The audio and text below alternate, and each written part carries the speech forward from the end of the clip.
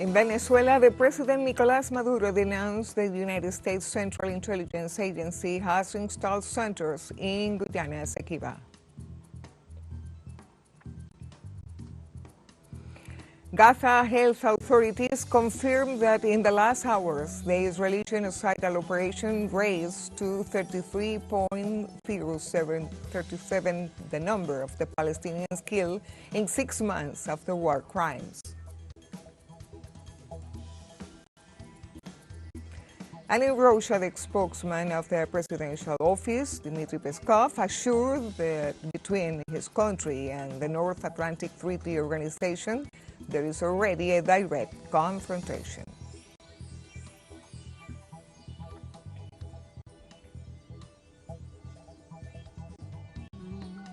Hello and welcome to From the South. I am Irma Shelton, and from the TeleSUR studios in Havana, Cuba, we begin with the news. The president of Venezuela, Nicolás Maduro, denounced on Wednesday that the United States Central Intelligence Agency has installed centers in Guyana, Esequiba, with the objective of attacking the Bolivarian nation.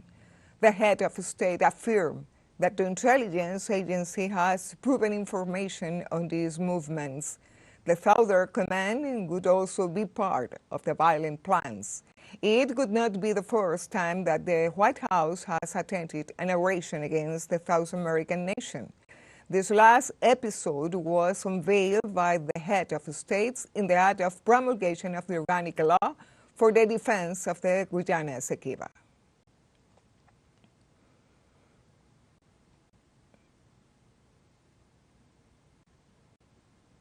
President Nicolás Maduro assured that in Guyana, it is not the president who governs by the Southern Command, the CIA, and ExxonMobil.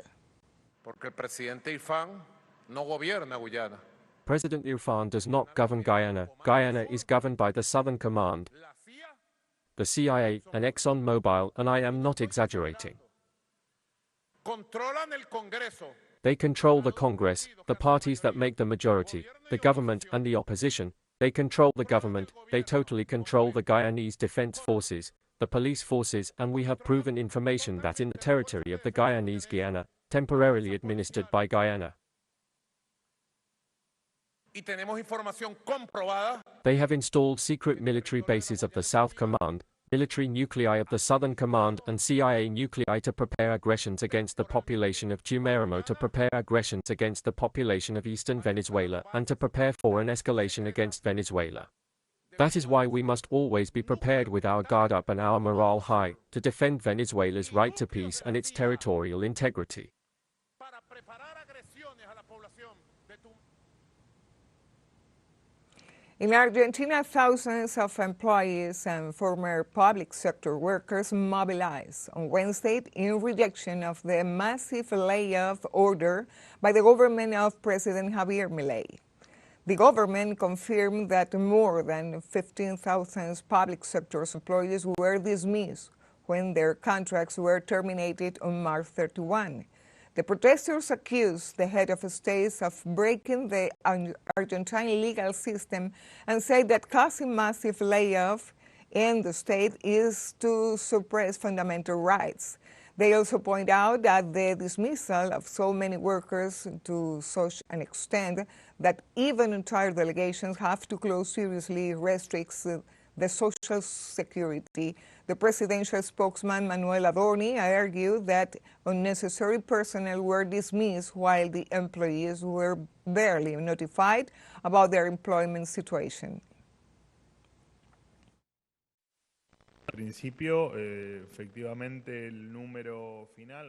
In principle, in fact, the final number is around 15,000.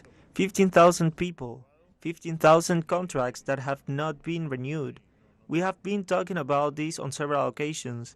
There is not much more to say. It is simply part of the work we are doing to reduce the state's expenses.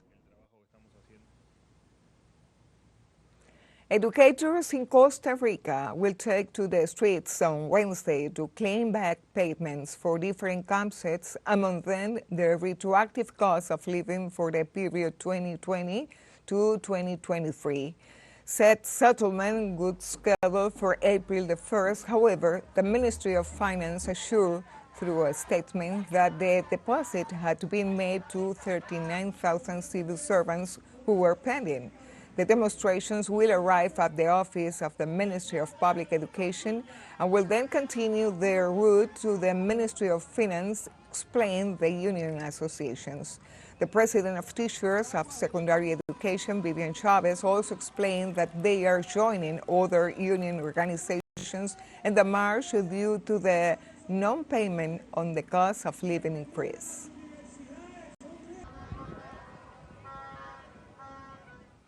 The Presidential Transition Council in Haiti is still on hold due to the disagreements and demands of its members, a fact that displays the political organization of the Caribbean country. The members of the opposition party committee to the development denounced the delay in the political reorganization due to the refusal of their supporters of the former Prime Minister Ariel Henry to install the Presidential Transition Council. The opposition party gave 72 hours to publish the decree on the appointment of the members of said council, or they will summon their supporters to take to the streets again. Likewise, the Jean Progressive Leaders Party proposed two plans in order to achieve the political reordering of the Caribbean island through the holding of general elections and the promotion of the participation in new actors in the national politics.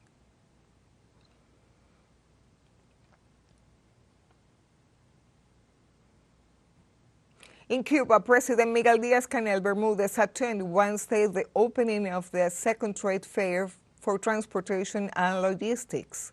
The event hosts national and foreign professionals of the sectors who will be able to identify business opportunities in Cuba and consolidate existing ones. Among the Cuban ministry's main objectives are to encourage the development of the economic stakeholders, promote foreign direct investment, foster international cooperation, attract financing for infrastructure, as well as to expand the material supply networks and modernize the national industry. The event will last until next Friday, April 5th. Now let's take a short break, but remember, you can join us on TikTok at TeleSUR English, where you will find news in different formats, news updates, and more. Other stories coming up. Stay with us.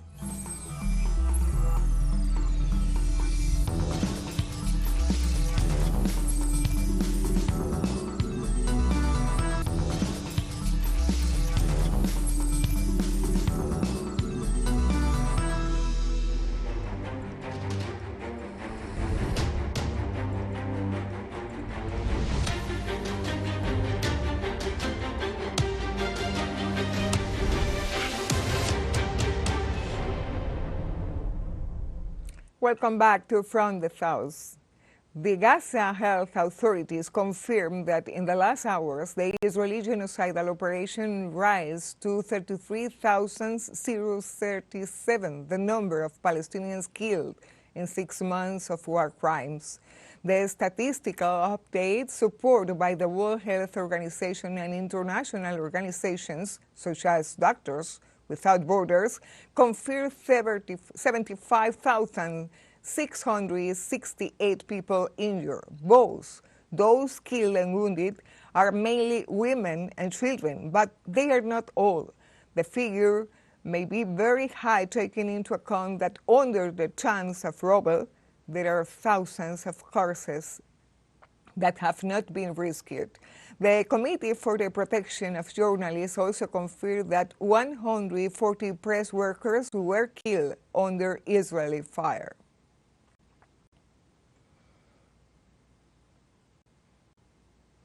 The Iranian representation to the United States Organization Security Council denounced that the United States is responsible for all the crimes committed by Israel in the Middle East.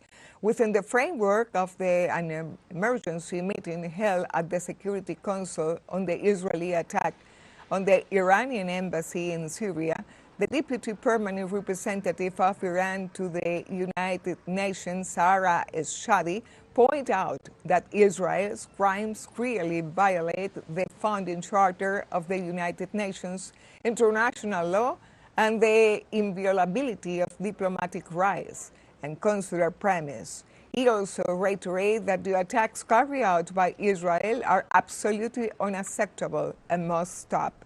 The Iranian representative to the United Nations denounced that such actions, including its genocidal operation in Gaza, will increasingly escalate the current regional conflict and constitute a constant threat to peace in the Middle East.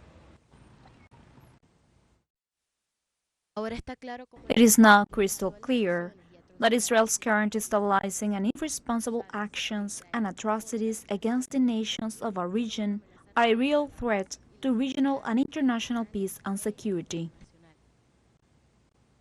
In this regard, after the United Nations organization condemned the attack on the Iranian consulate in Syria, pronounced through its permanent representative in an emergency session of the Security Council and assured that the attacks is a serious violation of international laws. Furthermore, the Syrian representative expressed that the international conventions and norms must guarantee the protection of diplomatic headquarters and prevent any attack of this type. The diplomatic also urged the United Nations to take the necessary measures and condemn Israel's actions so that this type of terrorist acts will not be repeated and the culprits will be punished.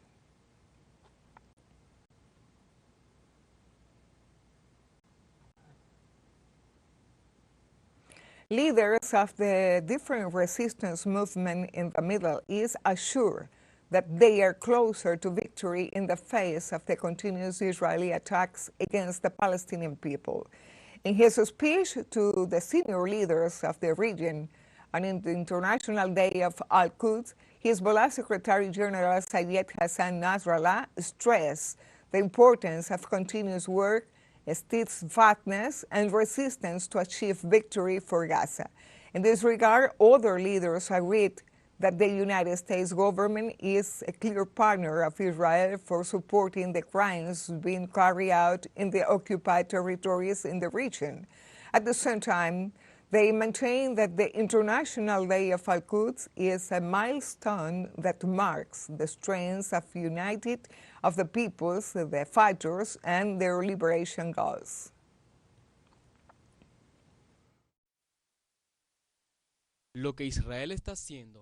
What Israel is doing will not save it from the trap it has fallen into. As it moves towards extinction, Al-Quds Day this year will be marked by an international protest against the usurper Zionist entity. If only Islamic countries celebrated Al-Quds Day in previous years, then Al-Quds Day this year will be celebrated in a big way. In Yemen, the leader of the Ansar Allah movement, Abdul Malik al-Houthi, assured that this objective is to continue integration in the regional axis of the resistance to develop and improve cooperation.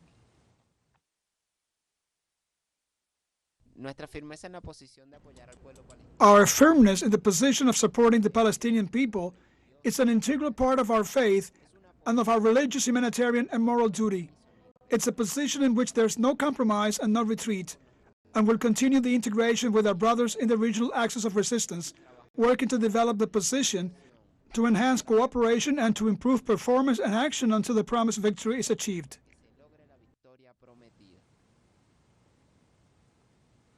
The secretary of the Al-Nujaba movement, Akram al-Kabi, assured that the Iraq Islamic resistance is with the Palestinians and will not abandon them in the middle of the Israeli aggression against the Gaza. The Iraqi Islamic resistance is with the Palestinians and we will not abandon them. Our operations will continue against the Zionist entity's settlements in the occupied Palestinian territories and its airports, installations, and military bases. From Belgium, Canada Foreign Minister Melanie Joly called for a full investigation into the Israeli occupation army strike against the Gaza Strip that killed 7 humanitarian workers, including a Canadian citizen. This attack represents the latest Israeli military action to hit humanitarian efforts in the besieged Palestinian territory. At the NATO summit in Brussels, the foreign affairs ministers of Canada told reporters that Israel needs to respect international humanitarian law, and the Canadian government will make sure of that. After the set airstrike, the Charity World Central Kitchen was immediately pausing operations in the region, delivering a blow to the recently opened sea route for food aid.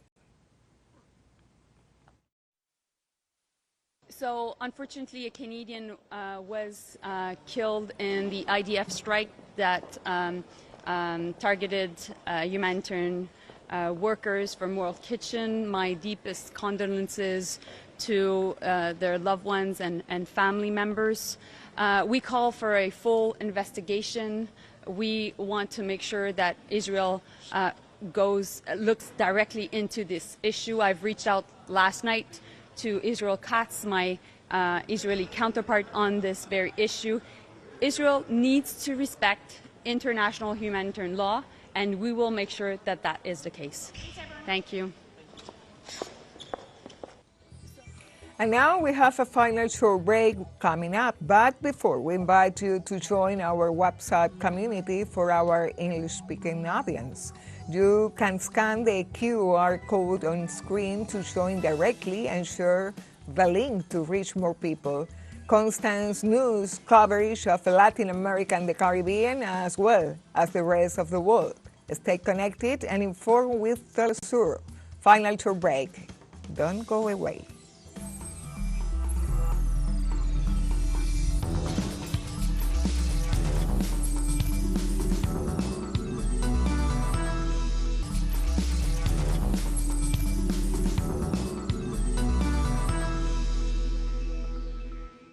Welcome back to From the South. On Thursday, the spokesman of the Russian presidential office, Dmitry Peskov, assured that between his country and the North Atlantic Treaty Organization, there is already a direct confrontation.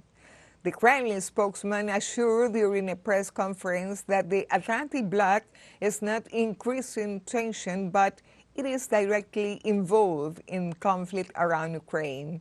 He warned that NATO move towards Russian borders weaken the security and stability of the continent. On Thursday, the organization, whose foundation is linked to generals of the Third Reich, reaches the 75th anniversary of its creation, shrouded in the shadows of doubts. Nearly thousands of people were trapped in the mountains of China's Taroko National Park after an earthquake of over 70 magnitude. The Taiwanese authorities informed that at the earthquake's movement, there were more than 654 people in the park, including tourists and employees. For this reason, they decided to keep the park closed for an indefinite time while the work of the mountaineering teams continues to search and rescue the victims. It should be noted that the government confirmed the deaths of 10 people and more than 900 injured during the earthquake.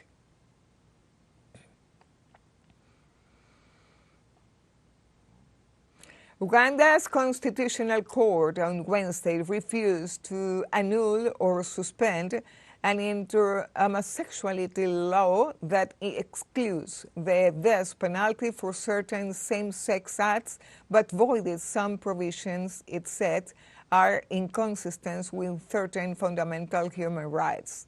The legislation, adopted in May last year, is among the world's harshest anti-LGBTQ laws and has drawn condemnation from rights campaigners and sanctions from Western nations.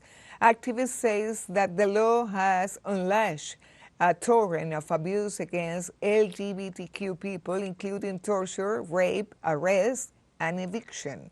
In his reading and on behalf of the jury, Judge Richard Butira declined to strike down the anti-homosexuality law in 2023 in its entirety, stating that the permanent injunction against its enforcement could not be granted. However, the court struck down certain sections that were considered inconsistent with the right of health, privacy, and freedom of religion. The petitioners sought a myriad of remedies that essentially call for the nullification of the entire Anti-Homosexuality Act 2023. Having held as we have in the body of the judgment, we decline to nullify the Anti-Homosexuality Act 2023 in its entirety. Neither would we grant a permanent injunction against its enforcement. Ugandan lawyer Nicholas Opio emphasized that the court was based on the moral values of the society, but at the same time, by its decision supported the discrimination of LGBTQ people in the country. The court substantially upheld the vast majority of the sections of the Anti-Homosexuality Act in Uganda. The court said the act does not provide for discrimination, doesn't offend the freedom of expression, doesn't offend the freedom of privacy, and does not restrict the right of religion to practice one's faith. The court essentially said that the law is justified insofar as it discriminates against LGBTI people, as far as it denies them a right to participate in the governance of this country. They said those restrictions are proportional. And in doing so, the court relied on public sentiments. The court relied on what it calls moral values of this society. And the court, by its decision, simply endorsed the discrimination of LGBTI individuals in this country. The International Organization for Migration, IOM, denounced new acts of vandalism and violence by paramilitary groups in Sudan. The international body reported that at least 21 people were killed during the actions that took place over the weekend, leaving dozens of people wounded. It detailed that clashes that took place in the city of El Fasher and in the north of Darfur provoked the displacement of its inhabitants. The organization also reported that the Sudanese army forces prevented a bombardment against their positions in the area of Al-Jawad, belonging to the city of Al-Dawen in the state of White Nile.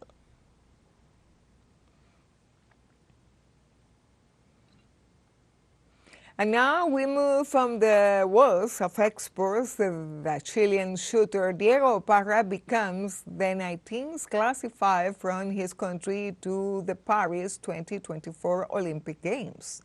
At only 16 years old, the athlete achieved an extraordinary Olympic qualification to Paris 2024 after being crowned champion in the 10-meter air pistols in the Pan American shooting qualifier in Buenos Aires.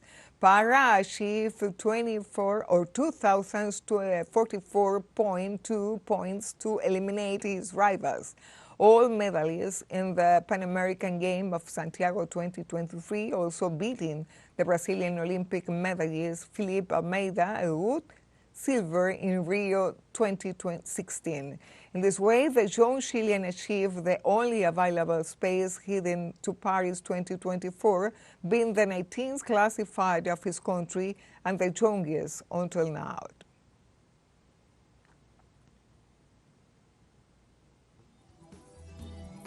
And we have come to the end of this news brief. You can find these and many other stories on our website at TeleSURenglish.net. And join us on social media, Facebook, X, Instagram, Telegram, and TikTok. For TeleSUR English, I am Irma Shelton. Thank you for watching.